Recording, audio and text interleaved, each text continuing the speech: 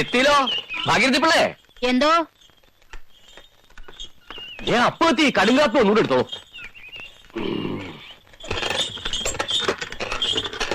അപ്പോ എടാ അപ്പോ എണീക്കാൻ. ഇത്ര പെട്ടെന്ന് അമ്മാവിന് എത്തിയോ? ഞാനല്ല എത്തിയത്, നീയാ കൂടെ എത്തിയത്. എടാ ഇത് കാളവണ്ടിയാ. ഓ വയസ്സെത്രേ? വയസ്സോ? അല്ല സമയത്രേ? മണി 7 കഴിഞ്ഞു. അയ്യോ, തോട്ടത്തിൽ മരുന്ന് കളിക്കുന്ന സമയം കഴിഞ്ഞല്ലോ. 2 ചാക്കുമുട്ട ഇറക്കിട്ടോ.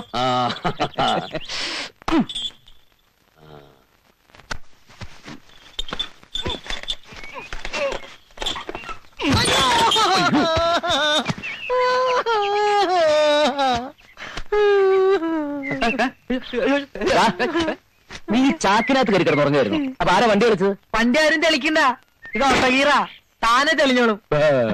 നീ 2 ചാക്കുമുട്ട ഇറക്കിട്ടെ. ഇതിന് ഇവിടെ ഇറക്കണേ? ഇത് നിന്റെ വീട്ടിൽ കൊള്ളാല്ലേ? ഇത് എന്റെ വീട് തന്നെ അല്ലടാ. ഇങ്ങോട്ട് ഇറക്കിടാ. എടുത്തോ. എടാ മണി, ഞാൻ എങ്ങനെയാ പൊക്കണത്? ഒന്ന് പൊക്കിത്താ. പൊക്കിക്കൊള്ളടാ. അങ്ങോട്ട് അങ്ങോട്ട് അങ്ങോട്ട്. എന്തേ കാട്ടണേ? കൊണ്ടുപോയി വെക്കടാ. അമ്മവാ. ഓ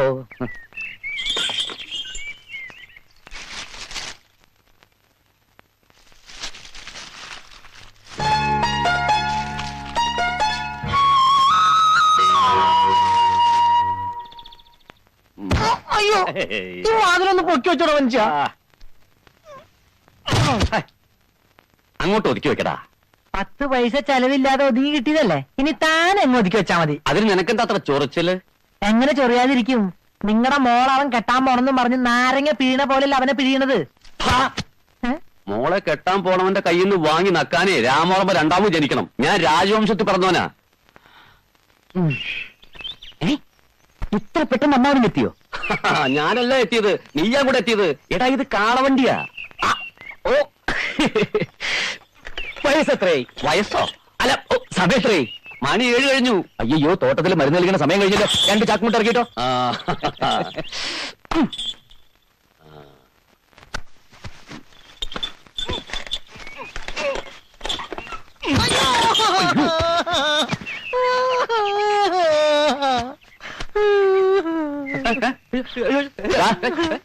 നീ ചാക്കിനകത്ത് കയറി കിടന്നുറങ്ങായിരുന്നു. അപ്പൊ ആരാ വണ്ടി കളിച്ചത്? വണ്ടി ആരും തെളിക്കണ്ട, ഇത് ഒട്ടകീറ താനെ തെളിഞ്ഞോളും. നീ 2 ചാക്കുമുട്ട ഇറക്കിട്ടെ. ഇതിന് ഇവിടെ ഇറക്കണേ? ഇത് നിന്റെ വീട്ടിൽ കൊള്ളാല്ലേ? ഇത് എന്റെ വീട് തന്നെ അല്ലടാ. ഇങ്ങോട്ട് ഇറക്കിടാ. എടുത്തോ. എടാ മണി, ഞാൻ എങ്ങനെയാ പൊക്കണത്? ഒന്ന് പൊക്കിത്താ. പൊക്കിക്കൊള്ളടാ. അങ്ങോട്ട് അങ്ങോട്ട് അങ്ങോട്ട്. എന്തേ കാട്ടണേ? കൊണ്ടുപോയി വെക്കടാ. അമ്മവാ. ഓ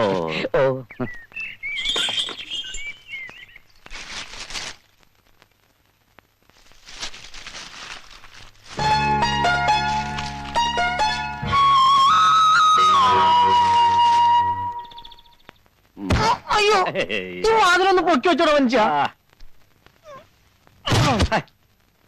അങ്ങോട്ട് ഒതുക്കി വെക്കടാ. 10 പൈസ ചെലവില്ലാതെ ഒതുങ്ങി കിട്ടിയതല്ലേ, ഇനി താൻ എങ്ങ് ഒതുക്കി വെച്ചാ മതി. അതിന് നിനക്കെന്താ അത്ര ചൊറിച്ചല്? എങ്ങനെ ചൊറിയാതിരിക്കും? നിങ്ങളുടെ മോൾ അവൻ കെട്ടാൻ പോണെന്നും പറഞ്ഞ് നാരങ്ങ പിഴീണ പോലെയല്ല അവനെ പിഴിയണത്. മോളെ കെട്ടാൻ പോണവന്റെ കയ്യിൽ നിന്ന് വാങ്ങി നക്കാനേ രാമോളമ്മ 2ാമത് ജനിക്കണം. ഞാൻ രാജവംശത്തിൽ പറഞ്ഞവനാ. അവൻ ഇതൊക്കെ കൊണ്ടുവന്ന് തരുന്നതേ അവൻ കൃഷി ചെയ്യുന്ന എന്റെ ഭൂമിയിലായതുകൊണ്ട്. അതവൻ വില തന്നു വാങ്ങിയതല്ലേ? വില തന്നു വെച്ച് പണ്ട് മഹാരാജാവ് കരമൊഴിവാക്കി തന്ന പവിത്രമായ മണ്ണ് ഞാൻ വിട്ടുകൊടുത്തില്ലേ? അതിന്റെ പേരിൽ അവനെത്തി നന്ദി കാണിച്ചാൽ നിനക്കെന്താടാ പന്നി ഇത്ര ദണ്ണം? പോയി മറ്റേ എടുത്തോളൂടാ. എണ്ണയുടെയും കുഴമ്പിന്റെയും കാര്യമൊന്നും അമ്മായി പറഞ്ഞില്ല. പക്ഷെ ഞാനത് ഓർത്തു. മനഃപൂർവ്വം പറയാഞ്ഞതാ അപ്പോ. നീ ഇങ്ങനെ വാരിക്കോരി ചെലവാക്കണം കാണുമ്പോ എനിക്ക് സങ്കടം. അമ്മായി എന്തിനാ സങ്കടപ്പെടുന്നേ? എന്റെ അമ്മയും അമ്മായിയും ഞാൻ 2ആയിട്ട് കണ്ടിട്ടില്ല. അങ്ങനെ കാണാൻ എനിക്ക് കഴിയില്ല. ആ അമ്മൂ സീതയ്ക്ക് എന്തി?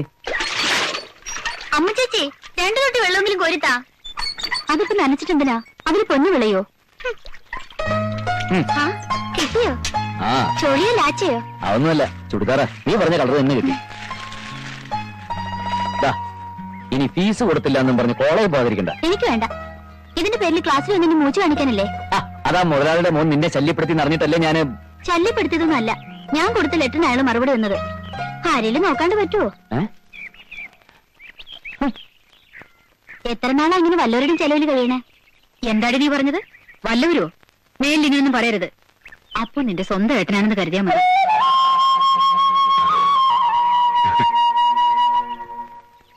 അരിയും കുഴമ്പും ചുരിദാറും കാശൊക്കെ കരക്കാർക്ക്. അവന് ഈ കാളയ്ക്ക് 2 മണി വാങ്ങാൻ പറഞ്ഞിട്ട് മിണ്ടിയിട്ടില്ല. അങ്ങോട്ട് പോകാനാണ്. കട്ടവണ്ടി കട്ടവണ്ടി കാളവണ്ടി.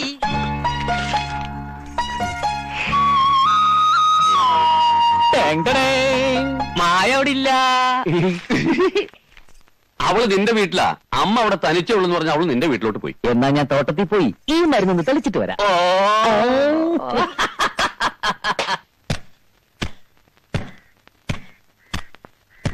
അല്ല, അവൻ അത്രയ്ക്കും ടാറ്റയോ ബിർലയോ ഒന്നല്ലല്ലോ. ആ വീട്ടിൽ ഉപ്പ് തൊട്ട് കർപ്പൂരം വരെ അവനെ വാങ്ങിച്ചു കൊടുക്കണത്. അല്ല പുന്നമ്മേ, റേഷൻ കടയിൽ ക്യൂ നിൽക്കുന്ന പോലെ അനീറ്റിമാര് കൈ നീട്ടി ഓരോരോ സാധനങ്ങൾ വാങ്ങിക്കണത്. ഛേ, എനിക്ക് എന്റെ തോലുരിഞ്ഞു പോയി. നാട്ടില് വേറെ ആമ്പിള്ളേരും പ്രേമിക്കുന്നുണ്ട്, കല്യാണം കഴിക്കുന്നുണ്ട്. അതുപോലെയാണിത്. കെട്ടുന്നതിന് മുൻപ് അവൻ ആ വീട്ടിൽ നാഥനായി, കെട്ടിക്കഴിഞ്ഞാൽ ഈ വീട്ടിൽ നാഥല്ല ഉണ്ടാവും. ഛേ, ഓർക്കുമ്പോ എന്റെ തോലുരിഞ്ഞു പോവാ. അപ്പൊ തോലുരിയ നീ എന്താ വല്ല പാമ്പ് സർപ്പമറ്റാണോ? രാവകലോളം അവന്റെ കൂടെ നടന്നിട്ട് ഇത്തിരി സമയം കിട്ടിയ അവനെ പറ്റി പരദൂഷണം. ഇത് ശരിയാണോ മണി? അത് ശരി. അപ്പൊ നിങ്ങൾ ഒറ്റ കെട്ടാണല്ലേ? എന്താ? അല്ല, അവന്റെ ഈ പോക്ക് പാതാളത്തിക്കാന്ന് ഞാൻ പറഞ്ഞോളൂ. അല്ല, ഞാനേ പാതാള ഭൈരവിയുടെ കഥ പറയായിരുന്നേ. അതെ, ബാക്കി ഞാൻ പറഞ്ഞടാ. അമ്മയടുത്ത് നിന്റെ ഒരു പരദൂഷണം. ഞാൻ ഇടിക്കൂട്ടോ. നീ എന്നെ ഇടിക്കുമല്ലേ? ആ, ഇതല്ല അരിടി. അപ്പുന്നമ്മ ഞാൻ പിന്നെ വന്ന് എടുത്തേട്ടാ. അല്ല, ഈ നേരം വരെ ഈ വീട്ടിലൊരു കട്ടൻ കാപ്പി പോലും ആയില്ലേ? അമ്മയാവുന്ന എടുക്കണ്ട, ഞാൻ എടുത്തോളാം. അപ്പോ എന്തോ അവളകത്തില്ല. ആരോ? അയ്യോ പാവം, അധികം വിളച്ചെടുക്കല്ലേ. പിന്നെ അവിടെ പോയി. ആര്? ഞാൻ കെട്ടാൻ പോണ പെണ്ണ്. അധികം വിളച്ചെടുക്കല്ലേ. കുറെ കടക്കാച്ചി പിള്ളേരോടൊപ്പം ഇറങ്ങിയിട്ടുണ്ട്. അവരെക്കാളും ചെറിയ കുട്ടിയെന്ന വിചാരം. അവള് തുള്ളിച്ചാടി നടക്കട്ടെ. അതിന് അമ്മയ്ക്കെന്താ? അമ്മായിമ്മ പോയി ഇപ്പോഴും തുടങ്ങിയില്ലേ? അവിടുന്ന് ഞാൻ അവിടെ കണ്ടേച്ചു വരാം. ആ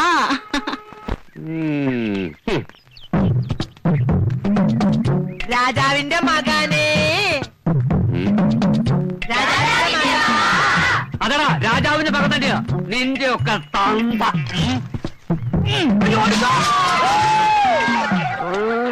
നീയൊക്കെ എന്ത് വിചാരിച്ചടാ? എന്താണോ രാവിലെ കുട്ടികളുമായിട്ട് ഏറ്റുപിടിച്ചിരിക്കുന്നത്? കുട്ടികളോ? ഇതാ കുട്ടികള്, തന്തയ്ക്ക് പറക്കാത്തോമാര്. കളചേട്ടാ, മറ്റൊരു വിധത്തിൽ പറഞ്ഞാൽ അവര് വിളിക്കുന്നില്ല, എന്താ തെറ്റ്? പറഞ്ഞു വരുമ്പോ ചേട്ടൻ ശരിക്കും രാജാവിന്റെ മകൻ തന്നെയല്ലേ? അങ്ങനെ ചോദിച്ചാ അതെ. സംഗതി കളിയാക്കിയിട്ടാണെങ്കിലും ആ വിളി കേൾക്കുമ്പോ ഒരു സുഖമില്ലാതില്ല. എങ്ങട്ടാ ഇറങ്ങിയേ? പിഷാരുടെ കാണേണ്ട ഒരു കാര്യമുണ്ട്. എന്താ കോള്? മായയുടെ അപ്പുവിന്റെ ജാതകം നോക്കിക്കണം. എന്തിനാ ഇപ്പൊ ജാതകപ്പൊരുത്തം നോക്കണേ? അല്ലാതെ തന്നെ അവര് തമ്മിൽ നല്ല പൊരുത്തം അല്ലേ?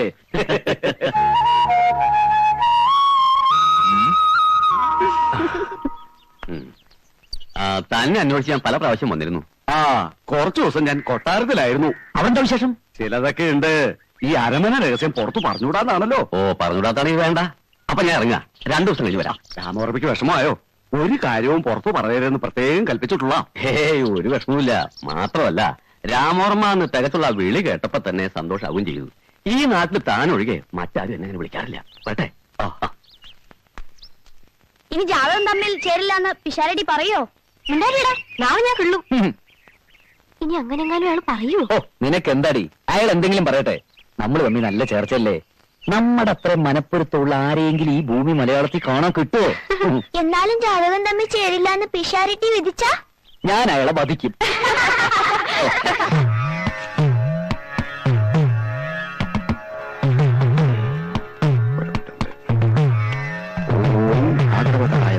ശുക്ലാംബരദനം വിഷ്ണും ശശിവർണം ചതുർഭുജം പ്രസന്നവദനം ധ്യായേ സർവലോകശാന്തി മൂർത്തിത്തെ പരികൽപ്പിതോ ശശിവർണ്ണ അല്പജ്ഞ വൃതാംകൃതം ഭർത്താവരാദോഷം ഓം ഭഗവനാശ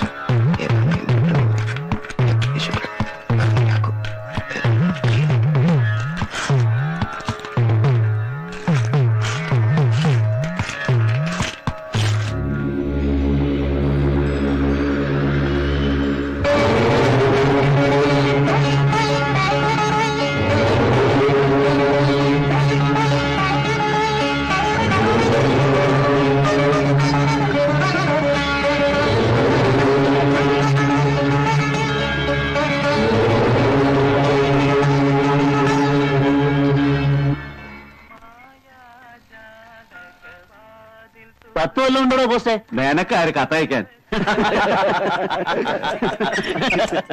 രാമകുടി ചേട്ടാ ഒരു കത്തുണ്ട്. രാമവർമ്മ വിളടാ. എന്നാ രാമവർമ്മ ചേട്ടാ ഒരു കത്തുണ്ട്. വീട്ടിൽ കൊണ്ടേ കൊടുക്കടാ. മുടി മുറിക്കുമ്പോഴാണ് കത്ത് തരണേ. ഇത് രജിസ്റ്റേർഡാ. രജിസ്റ്റേർഡോ? എനിക്കിപ്പോ താരാ രജിസ്റ്റേർഡ് അയക്കാൻ? എന്നാ മകളുടെ റേഷൻ മാരേജ് കഴിഞ്ഞ് കാണും. കൊട്ടാരത്തിൽ നിന്നാ, ഉദയപുരം കൊട്ടാരത്തിൽ നിന്ന്. കൊട്ടാരത്തിന്നോ? ഈശ്വര, ഞാൻ എന്താ സ്വപ്നം കാണുകയാണോ? ചേട്ടാ ഇതിലൊന്ന് ഒപ്പിട്ടേ, ഓ. എന്നിട്ട് സ്വപ്നം കാണാം. പൊട്ടിച്ച് വായിക്കേ. ഇപ്പൊ വേണ്ട. ഞങ്ങൾ രാജവംശത്തിൽപ്പെട്ടവരാണെന്ന് എത്ര വട്ടം പറഞ്ഞാലും വിശ്വസിക്കാത്ത ഒരുത്തനുണ്ട്. അപ്പു. അവൻ തന്നെ പൊട്ടിച്ച് വായിക്കട്ടെ.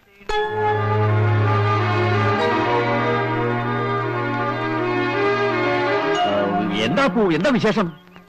ഉദയപുരം കൊട്ടാരത്തിൽ നിന്ന് പാലസ് സെക്രട്ടറി നാളെ ഇങ്ങോട്ട് വരുന്നു. ഈശ്വര, എന്തിനാണാവോ പുറപ്പാട്? പണ്ടിവിടത്തെ മുത്തശ്ശിയെ രാജാവ് കണ്ട് മോഹിച്ച് സംബന്ധം ചെയ്തതല്ലേ? അതെ, ആ വകയിൽ ഏക്കർ കണക്കിന് ഭൂമി കര ഒഴിവാക്കി തന്നിട്ടില്ലേ? അതെ, അതെ. അതൊക്കെ വിറ്റും കളഞ്ഞു. ഒരുപക്ഷെ അതൊക്കെ പാട്ടത്തിന് തന്നാവും. ഇപ്പൊ അത് തിരിച്ചെടുക്കാനോ ജപ്തി ചെയ്യാനോ ആയിരിക്കും സെക്രട്ടറിയുടെ ഈ വരവ്. എന്റെ ഈശ്വര,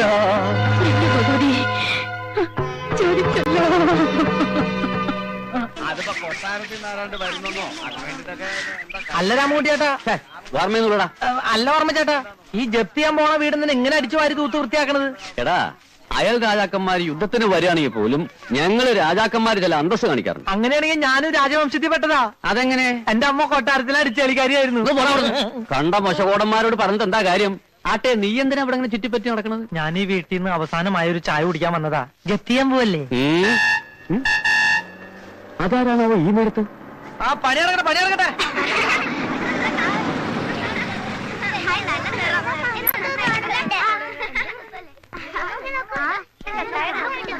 ആരാണാവോ? ഞാൻ ഉദയപുരം കൊട്ടാരത്തിൽ നിന്ന് വരുന്നു. Krishnamoorthy, palace secretary. കൊട്ടാരത്തിനോ? അതെ, കത്തയച്ചിരുന്നല്ലോ. കിട്ടി. പക്ഷേ ഞാൻ കരുതിയത് കൊട്ടാരത്തിനാവുമ്പോ കുതിരപ്പുറത്ത് തലപ്പാവും വെച്ചായിരിക്കും വരികയെന്നായിരുന്നു. രാമവർമ്മ. ഞാൻ തന്നെയാ. ആ, എനിക്ക് മിസ്റ്റർ രാമവർമ്മയോട് മാത്രമായി ചിലത് സംസാരിക്കാനുണ്ട്. നമുക്ക് അകത്തേക്ക് ഇരിക്കാം. എങ്കിൽ ഇവിടെ തന്നെ നിൽക്കാം. അവിടെ നിറയെ ആൾക്കാരാ. വരൂ. നമുക്കെല്ലാം പോയില്ലേ? നമ്മളിനി എങ്ങോട്ട് പോകും മക്കളെ? അമ്മേ, കരയല്ലേ അമ്മേ? ചേച്ചി, ജപ്തി ചെയ്യുന്ന ആള് വന്നു. രാമൻകുട്ടിക്കാരനെ ജപ്തി ചെയ്ത് മാവന്റെ ഓട്ടി നിർത്തിരിക്കുക. ഇനി നിങ്ങൾ ഓരോരുത്തരായിട്ട് ജപ്തി ചെയ്യും.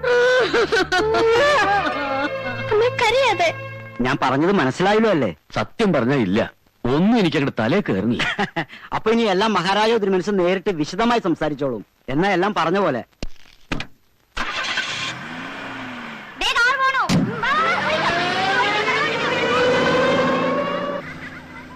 എന്താ ചേട്ടാ, എന്താ പ്രശ്നം? എന്താ ഇയാള് പറഞ്ഞത്?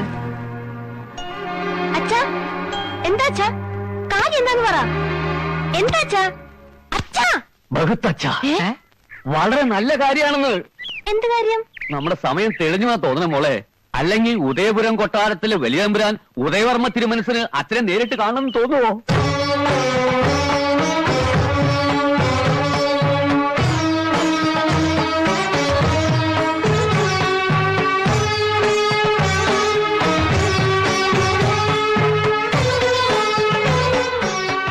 രാമവർമ്മ വേണ്ട. ഇരിക്കൂ.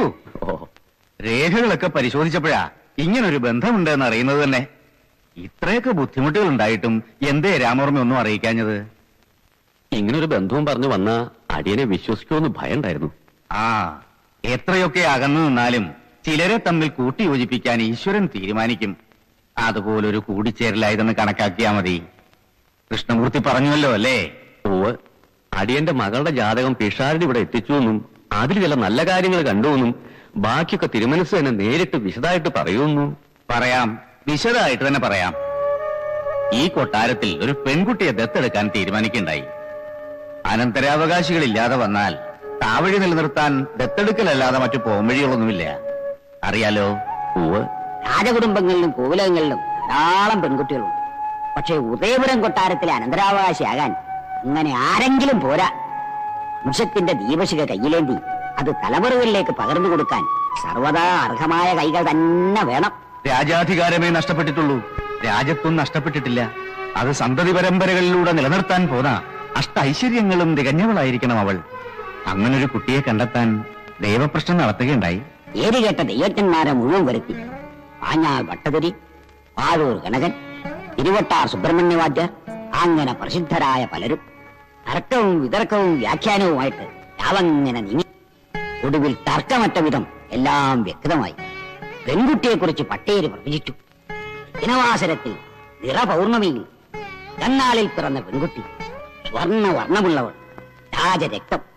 ഇവിടെ നിന്നും 20 കാതം അകലെ ക്ഷയോന്മുഖമായ തറവാട്. പിന്നെ ഇങ്ങനൊരു തറവാടിനെയും പെൺകുട്ടിയെയും കുറിച്ച് അന്വേഷിക്കാൻ നാലുപാടും ആളുപോയി. കണ്ടെത്താൻ പരിശ്രമിച്ച് പരാജയപ്പെട്ടിരിക്കുമ്പോഴാ പിഷാരടി ഇങ്ങനൊരു കുട്ടിയെക്കുറിച്ച് അറിയിച്ചത്. ഇനിയും മനസ്സിലായില്ല എന്നുണ്ടോ? ഈ സ്വരൂപത്തിന്റെ സുഹൃതമായി അനന്തരാവകാശിയായി ഈശ്വരൻ നിശ്ചയിച്ചിരിക്കുന്നത് രാമവർമ്മയുടെ മകൾ മായയാണ്.